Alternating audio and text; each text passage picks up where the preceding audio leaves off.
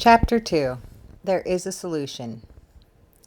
We of Alcoholics Anonymous know thousands of men and women who were once just as hopeless as Bill. Nearly all have recovered. They have solved the drink problem. We are average Americans. All sections of this country and many of its occupations are represented, as well as many political, economic, social, and religious backgrounds. We are people who normally would not mix. But there exists among us a fellowship, a friendliness, and an understanding which is indescribably wonderful. We are like the passengers of a great liner the moment after rescue from shipwreck, when camaraderie, joyousness, and democracy pervade the vessel from steerage to captain's table. Unlike the feelings of the ship's passengers, however, our joy in escape from disaster does not subside as we go our individual ways. The feeling of having shared in a common peril is one element in the powerful cement which binds us. But that in itself would never have held us together as we are now joined. The tremendous fact for every one of us is that we have discovered a common solution.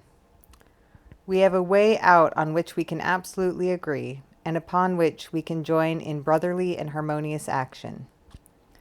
This is the great news this book carries to those who suffer from alcoholism.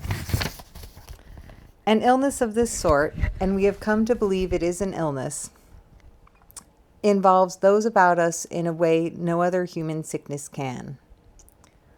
If a person has cancer, all are sorry for him and no one is angry or hurt. But not so with the alcoholic illness, for with it there goes annihilation of all the things worthwhile in life. It engulfs all whose lives touch the sufferers. It brings misunderstanding, fierce resentment, financial insecurity, disgusted friends and employers, warped lives of blameless children, sad wives and parents.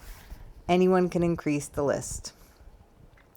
We hope this volume will inform and comfort those who are or who may be affected. There are many.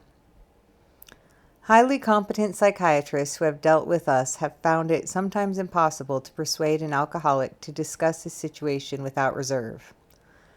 Strangely enough, wives, parents, and intimate friends usually find us even more unapproachable than do the psychiatrist and the doctor. But the ex-problem drinker who has found this solution, who is properly armed with facts about himself, can generally win the entire confidence of another alcoholic in a few hours. Until such an understanding is reached, little or nothing can be accomplished. That the man who is making the approach has had the same difficulty, that he obviously knows what he is talking about, that his whole deportment shouts at the new prospect that he is a man with a real answer, that he has no attitude of holier than thou, nothing whatsoever except the sincere desire to be helpful, that there are no fees to pay, no axes to grind, no people to please, no lectures to be endured. These are the conditions we have found most effective. After such an approach, many take up their beds and walk again.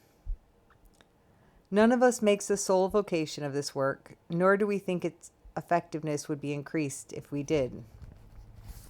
We feel that the elimination of our drinking is but a beginning. A much more important demonstration of our principles lies before us in our respective homes, occupations, and affairs. All of us spend much of our spare time in the sort of effort which we are going to describe. A few are fortunate enough to be so situated that they can give nearly all their time to the work. If we keep on the way we are going, there is little doubt that much good will result, but the surface of the problem would hardly be scratched. Those of us who live in large cities are overcome by the reflection that close by hundreds are dropping into oblivion every day. Many could recover if they had the opportunity we have enjoyed. How then shall we present that which has been so freely given us? We have concluded to publish an anonymous volume setting forth the problem as we see it. We shall bring to the task our combined experience and knowledge. This should suggest a useful program for anyone concerned with the drinking problem. Of necessity, there will have to be discussion of matters medical, psychiatric, social, and religious. We are aware that these matters are, from their very nature, controversial. Nothing would please us so much as to write a book which would contain no basis for contention or argument. We shall do our utmost to achieve that ideal. Most of us sense that real tolerance of other people's shortcomings and viewpoints and a respect for their opinions are attitudes which make us more useful to others.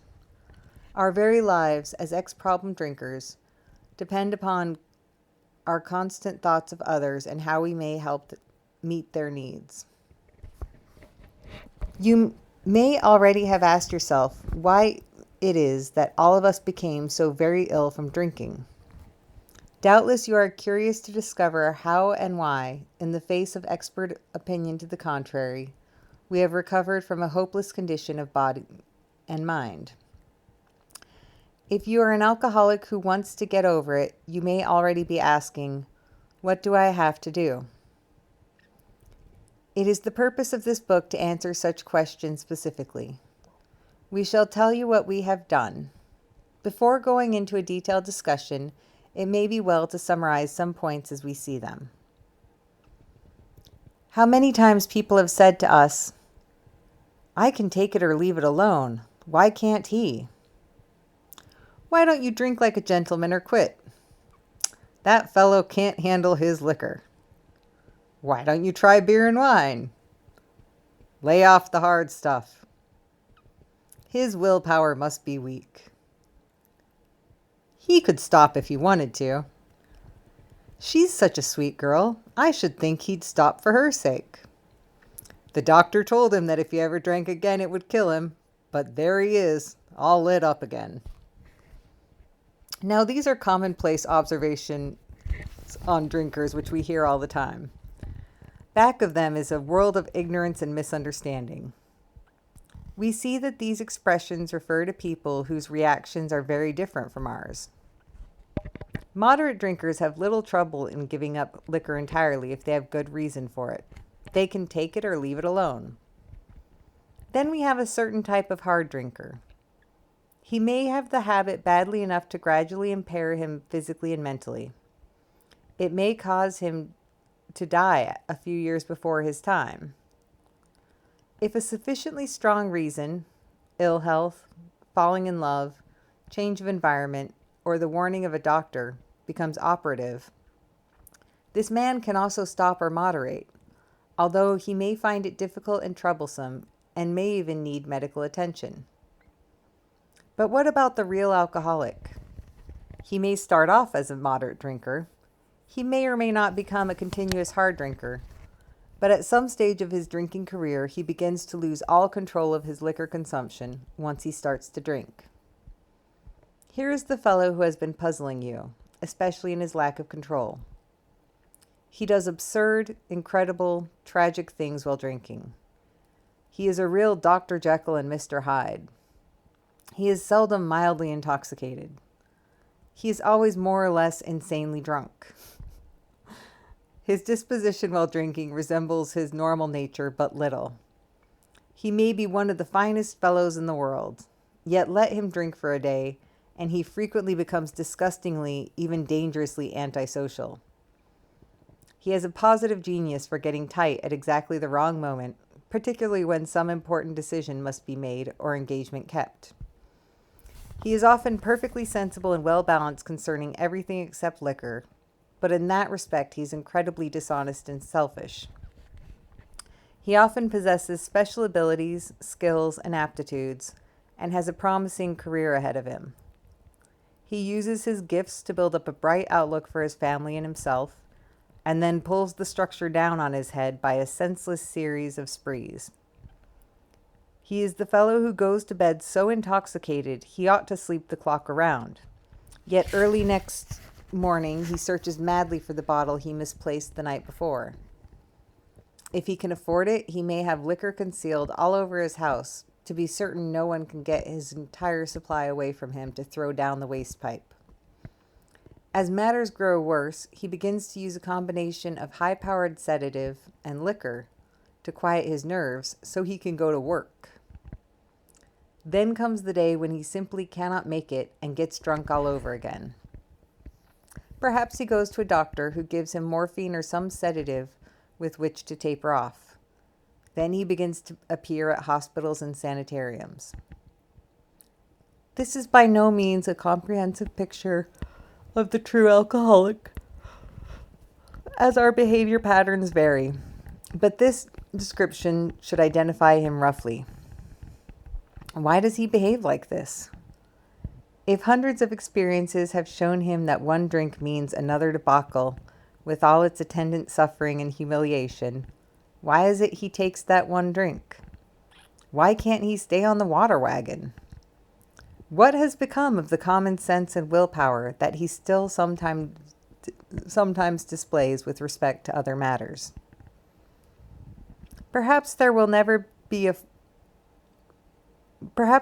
will be a full answer to these questions. Opinions vary considerably as to why the alcoholic reacts differently from normal people. We are not sure why, once a certain point is reached, little can be done for him.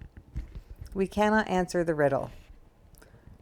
We know that while the alcoholic keeps away from drink, as he may do for months or years, he reacts much like other men.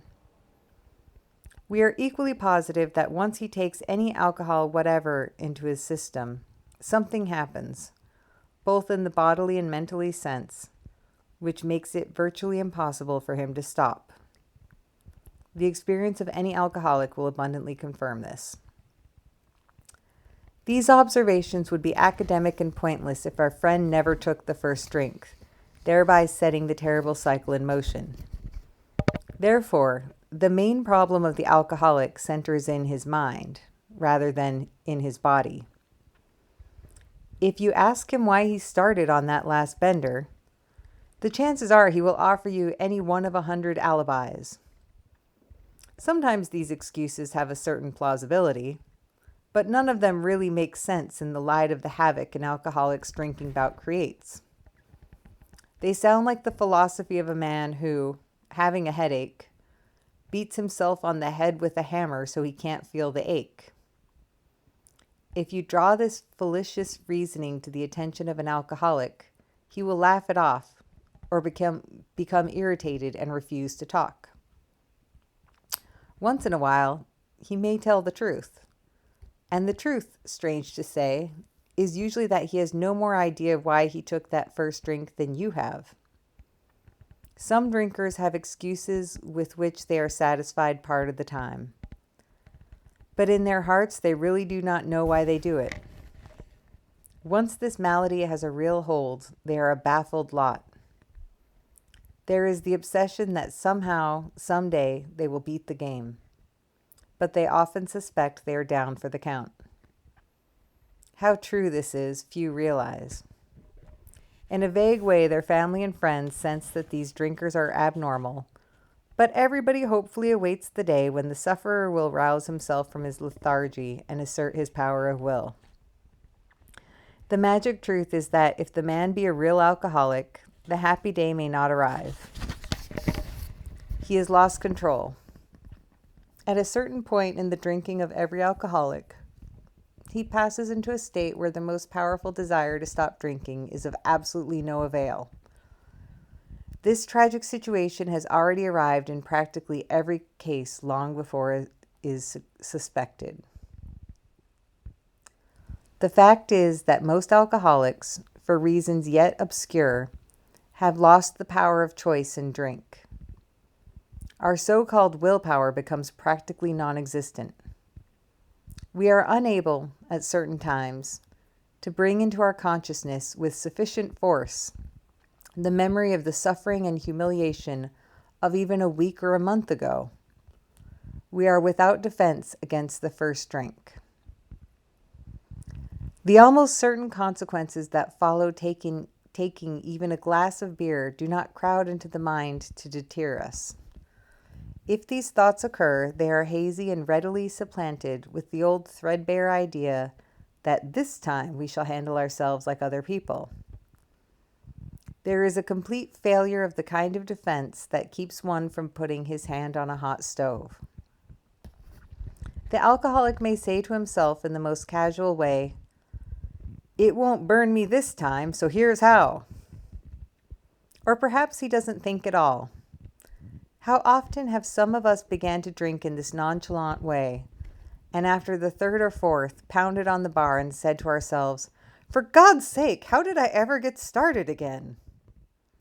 Only to have that thought supplanted by, "Well, I'll stop with the sixth drink," or "What's the use anyhow?" When this sort of thinking is fully established in an individual with alcoholic tendencies, he has probably placed himself beyond human aid, and unless locked up, may die or go permanently insane. These stark and ugly facts have been confirmed by legions of alcoholics throughout history. But for the grace of God, there would have been thousands more convincing demonstrations. So many want to stop, but it cannot. There is a solution. Almost none of us liked the self-searching, the leveling of our pride, the confession of shortcomings which the process requires for its successful consummation. But we saw that it really worked in others, and we had come to believe in the hopelessness and futility of life as we had been living it. When, therefore, we were approached by those in whom the problem had been solved, there was nothing left for us but to pick up the simple kit of spiritual tools laid at our feet. We have found much of heaven, and we have been rocketed into a fourth dimension of existence of which we had not even dreamed. The great fact is just this, and nothing less, that we have had deep and effective spiritual experiences which have revolutionized our whole attitude toward life, toward our fellows, and toward God's universe. The central fact of our lives today is the absolute certainty that our Creator has entered into our hearts and lives in a way which is indeed miraculous. He has commenced to accomplish those things for us which we could never do by ourselves. If you are as seriously alcoholic as we were, we believe there is no middle-of-the-road solution. We were in a position where life was becoming impossible. And if we had passed into the region from which there is no return through human aid, we had but two alternatives. One was to go to the bitter end, blotting out the consciousness of our intolerable situation as best we could, and the other, to accept spiritual help. This we did because we honestly wanted to and were willing to make the effort. A certain American businessman had ability, good sense, and high character. For years he had floundered from one sanitarium to another. He had consulted the best-known American psychiatrists. Then he had gone to Europe, placing himself in the care of a celebrated physician, the psychiatrist, Dr. Jung, who prescribed for him. Though experience had made him skeptical, he finished his treatment with unusual confidence. His physical and mental condition were unusually good. Above all, he believed he had acquired such a profound knowledge of the inner workings of his mind and its hidden springs that relapse was unthinkable. Nevertheless, he was drunk in a short time. More baffling still, he could give himself no satisfactory explanation for his fall. So he returned to this doctor, whom he admired, and asked him point blank why he could not recover. He wished above all things to regain self-control. He seemed quite rational and well-balanced with respect to other problems, yet he had no control whatever over alcohol. Why was this? He begged the doctor to tell him the whole truth, and he got it. In the doctor's judgment, he was utterly hopeless. He could never regain his position in society, and he would have to place himself under lock and key or hire a bodyguard if he expected to live long. That was a great physician's opinion. But this man still lives and is a free man. He does not need a bodyguard, nor is he confined. He can go anywhere on this earth where other free men may go without disaster, provided he remains willing to maintain a certain simple attitude. Some of our alcoholic readers may think they can do without spiritual help. Let us tell you the rest of the conversation our friend had with his doctor. The doctor said, You have the mind of a chronic alcoholic. I have never seen one single case recover where that state of mind existed to the extent that it does in you. Our friends felt as though the gates of hell had closed on him with a clang. He said to the doctor, "Is there no exception?" "Yes," replied the doctor, "there is. Exceptions to cases such as yours have been occurring since early times. Here and there, once in a while, alcoholics have had what are called vital spiritual experiences. To me, these occurrences are phenomena. They appear to be in the nature of huge emotional displacements and rearrangements. Ideas, emotions, and attitudes which were once the guiding forces of the lives of these men are suddenly cast to one side, and a completely new set of conceptions and motives begin to dominate them. In fact, I have been trying to produce some such emotional rearrangement within you. With many individuals, the methods which I employed are successful, but I have never been successful with an alcoholic of your description." Upon hearing this, our friend was somewhat relieved, for he reflected that, after all, he was a good church member. This hope, however, was destroyed by the doctor telling him that while his religious convictions were very good, in his case they did not spell the necessary vital spiritual experience. Here was the terrible dilemma in which our friend found himself when he had the extraordinary experience, which we have already told you, made him a free man. We, in our turn, sought the same escape with all the desperation of drowning men. What seemed at first a flimsy reed has proved to be the loving and powerful hand of God. A new life has been given us, or, if you prefer, a design for living that really works. The distinguished American psychologist William James, in his book Varieties of Religious Experience, indicates a multitude of ways in which men have discovered God. We have no desire to convince anyone that there is only one way by which faith can be acquired. If what we have learned and felt and seen means anything at all, it means that all of us, whatever our race, creed, or color, are the children of a living Creator with whom we may form a relationship upon simple and understandable terms, as soon as we are willing and honest enough to try. Those having religious affiliations will find here nothing disturbing to their beliefs or ceremonies. There is no friction among us over such matters. We think it no concern of ours what religious bodies our members identify themselves with as individuals. This should be an entirely personal affair, which each one decides for himself in the light of past associations or his present choice. Not all of us join religious bodies, but most of us favor such memberships. In the following chapter, there appears an explanation of alcoholism as we understand it, then a chapter addressed to the agnostic. Many who once were in this class are now among our members. Surprisingly enough, we find such convictions no great obstacle to a spiritual experience.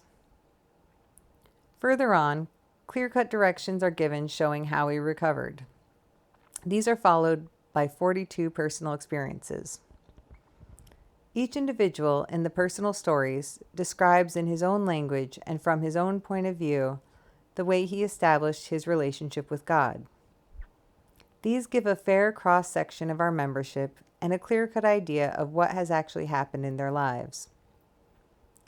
We hope no one will consider these self-revealing accounts in bad taste.